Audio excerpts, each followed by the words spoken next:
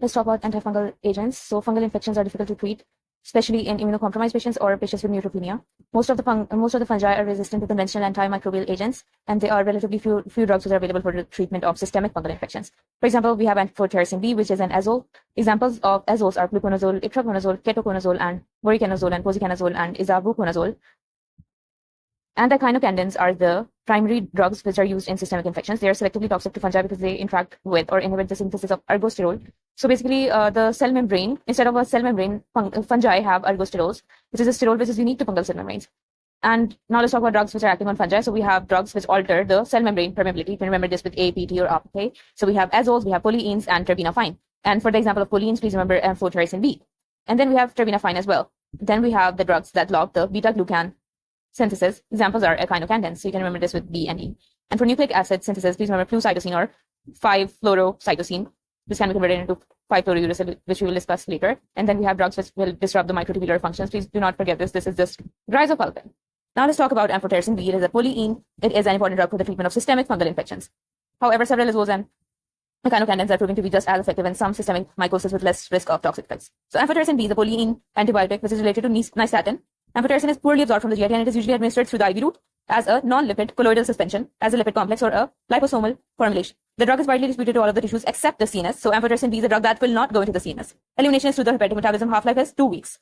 A small fraction of the drug is excreted in the urine. Dosage modification is necessary only in extreme renal dysfunction. So amphotericin B is not dialyzable. Now let's talk about the mechanism of action. So it is going to act on the ergosterol, and it has a fungicidal action, and it has effects on the permeability and transport properties of the fungal membrane. Polyenes are molecules with both hydrophilic and lipophilic characteristics, that is, they are amphipathic. They will bind to the ergosterol and they will create a pore. So ergosterol is a sterol specific to fungal cell membranes. They will result in the formation of artificial pores, and resistance can occur through a decreased level or a structural change in the membrane ergosterol. Then we have the clinical uses. So it can be used in systemic infections caused by the Aspergillus, blastomyces, Candida, Cryptococcus, and Histoplasma, as well as mucor. Due to the significant toxicities, it is usually reserved for the treatment of severe invasive infections. It is usually given by slow IV, but in fungal meningitis, intrathecal administration, though dangerous, which can cause neurotoxicity, intrathecal administration has been used. Local administration of the drug with minimal toxicity has been used in treatment of mycotic corneal ulcers as well as keratitis. Now let's talk about its toxicity. So amphotericin B is given through IV, which is colloidal and non-liposomal, and it is polyene and amphipathic. It reduces the GFR, and it causes hepatotoxicity, fever, chills, muscle spasms, and anemia. Fever, chills, and muscle spasms are due to its IV administration, and it will also result in a shock-like fall in the blood pressure. Effects may be attenuated by slow infusion rate or with pre-medications like antihistamines or meperidine or antipyretics or glucocorticoids. Now let's talk about dose-limiting nephrotoxicity. Amphotericin B will decrease the GFR and cause renal tubular acidosis with magnesium and potassium wasting. So potassium wasting will have to be treated, or hypokalemia. Anemia may result from decrease in the renal formation of erythropoietin, although concomitant saline infusion may reduce the renal damage. The nephrotoxicity effects of drugs are dose-limiting. Dose reduction with lower toxicity is possible in some infections with amphotericin B. When amphotericin B is used with flucytosine, as in cryptococcal meningitis, liposomal formulations have reduced the nephrotoxic effects, possibly because of decreased binding of the drug to the renal cells. Now we'll talk about neurotoxicity. So we cannot give amphotericin B so amphotericin B is not going to enter the CNS. That's what I want you to say. Intrathecal administration of amphotericin B will cause seizures, neurological damage, and development of arachnoiditis. Now let's talk about flucytosine or 5-fluorocytosine. 5-fluorocytosine is a pyrimidine antimetabolite. This is related to the anti-cancer drug 5-fluorouracil. It is effective orally, and it is distributed to most of the body tissues, including the CNS. Okay, drugs eliminated intact in the urine, and those must be reduced in patients with renal impairment. Flucytosine is accumulated in the fungal cells by the action of membrane permease and converted by cytosine deaminase to 5-fluorouracil, which is an inhibitor of thymidylate synthase. Selective toxicity will occur because mammalian cells have low level of permease and deaminase. Resistance can occur rapidly if flucytosine is used alone and involves decreased activity of fungal permease or deaminase. When 5-fluorouracil is given, 5-fluorocytosine is given with amphotericin B in cryptococcal meningitis, or with itraconazole, which is a triazole, in chromoblastomycosis, then emergence of resistance is decreased and synergistic antifungal effects may occur. Now let's talk about its clinical uses. Please remember CCC for that. So C is for Cryptococcus neoformans, C is for Candida albicans, and C is for chromoblastomycosis. Toxicity is going to cause decreased bone marrow suppression and liver dysfunction. Now let's talk about azole antifungal agents, which are also going to alter the cell membrane permeability. The azoles include ketoconazole, which is an imidazole, and the triazoles like fluconazole, itraconazole, posaconazole, isavuconazole, and voriconazole. Oral bioavailability is going to be variable. Normal gastric acidity is required, but fluconazole, posaconazole, itraconazole, isaconazole, and voriconazole are more reliably absorbed through the oral route rather than other azoles. Most of the triazoles are available both in oral and IV formulations. Drugs are distributed to most of the body tissues. with the exception of fluconazole. Drug levels achieved in the CNS are very low. Liver metabolism is responsible for the elimination of ketoconazole, itraconazole, posaconazole, and voriconazole. Inducers like rifampin will decrease the bioavailability of itraconazole. Fluconazole is eliminated by kidneys, largely in unchanged form. Now let's talk about the mechanism of action. So azoles are going to interfere with the fungal cell membrane permeability. It is going to inhibit the synthesis of ergosterol, and they will act at the step of 14-alpha demethylation of lanosterol, which is catalyzed by fungal cytochrome P450 isozyme. So we are talking about azoles here. With the increasing use of azole antifungals, especially for long-term prophylaxis in immunocompromised and neutropenic patients, resistance is occurring, possibly through changes in the sensitivity of the target enzymes. Now let's talk about clinical uses. So ketoconazole has a narrow antifungal spectrum and causes more adverse effects than other azoles. Ketoconazole is used in treatment of, so please remember CC for each and every single azole. Okay, so C is for coccidioidomycosis and the other C is chromomycosis. And then we have histoplasma capsulatum and then blastomycosis. Now let's talk about fluconazole. Fluconazole is a drug of choice in CC, so candidiasis, as well as coccidioidomycosis. Ketoconazole is not used for candidiasis. Okay, drug is not available in parenteral form as well. So fluconazole is used in candidiasis, coccidioidomycosis, and cryptococcus meningitis, as well as cryptococcus neoformans. And fluconazole is going to be given orally, and it eradicates vaginal candidiasis. It is also a drug of choice in esophageal and oropharyngeal candidiasis.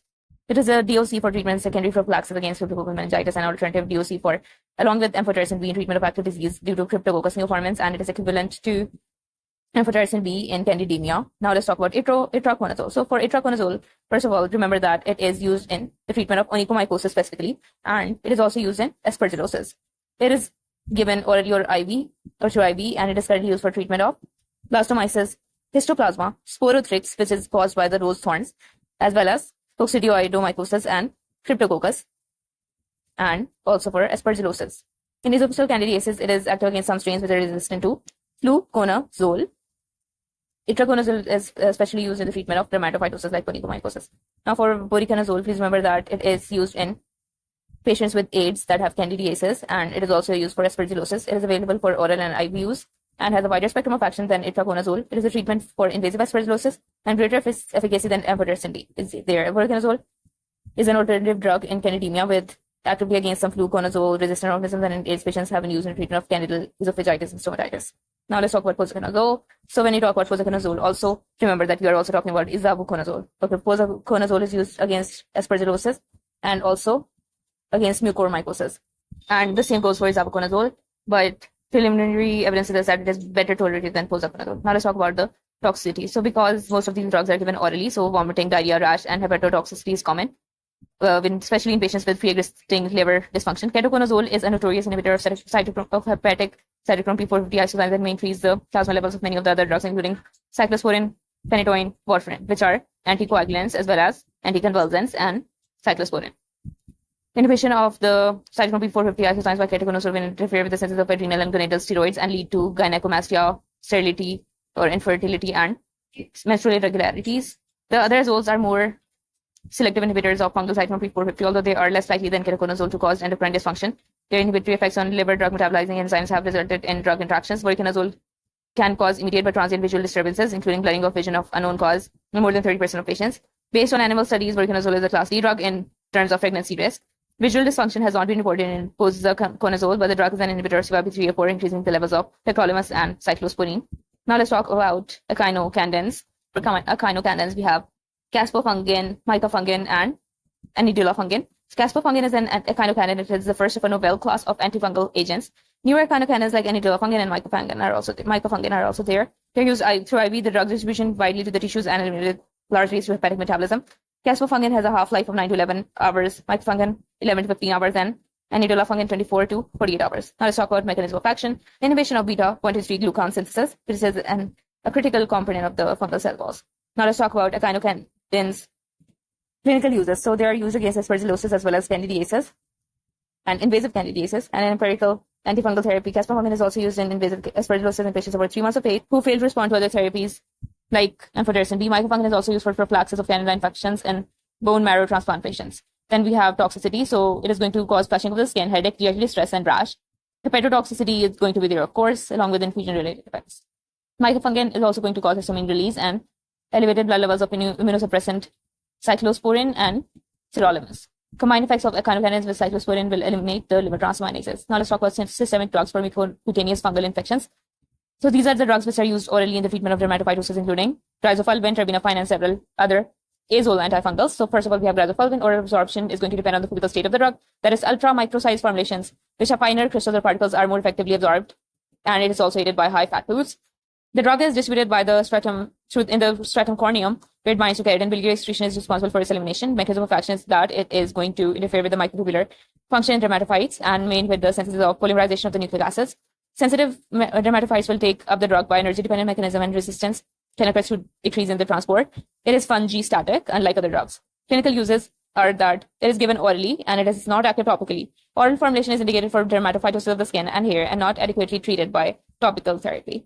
Adverse effects include headache, hepatotoxicity, nausea, GIT distress, and phototoxicity. Grazopulvin should not be used in patients with porphyria, and it decreases the bioavailability of warfarin, resulting in decreased anticoagulant effect, and it is also going to cause disulfiram-like reactions with ethanol. Then we have terbinafine. Terbinafine and naftifine will inhibit the fungal enzyme squalene epoxidase. This causes the accumulation of toxic levels of squalene, which can interfere with ergosterol synthesis, and it is fungicidal. Now let's talk about the clinical uses of terbinafine. So it is going to be used for onychomycosis. It is available in both oral form and topical forms, like grazopulvin. It accumulates in keratin, but it is more effective than grazopulvin in onychomycosis. Adverse effects will include GI, upset rash, taste disturbances, most importantly, and headache. Terbinafine does not inhibit the cyclone P450. Now let's talk about other azoles. Azoles other than and posaconazole are commonly used for treatment of dermatophytosis. Now let's talk about pulse dosing or intermittent dosing. With itraconazole, it is very effective. It is as effective as onychomycosis as continuous dosing because the drug will persist in the nails for several months. Typically, the treatment for 1 week is followed by 3 weeks without the drug. Advantages of pulse dosing is that it is going to include a lower incidence of adverse effects and major cost savings. Topical forms of various azoles are also available for use in dermatophytes. Now let's talk about topical antifungal therapy. A number of antifungal drugs are used topically for superficial infections caused by Candida albicans and dermatophytes. So nystatin is a polyene antibiotic. Toxicity will preclude the systemic use that disrupts the fungal membranes by binding to ergosterol. Nystatin is commonly used topically to suppress local Candida infections and has been used orally to eradicate GIT fungi in patients with impaired defense mechanisms. Other topical antifungal agents that are widely used will include the azole compounds like conazole, clotrimazole, and several others.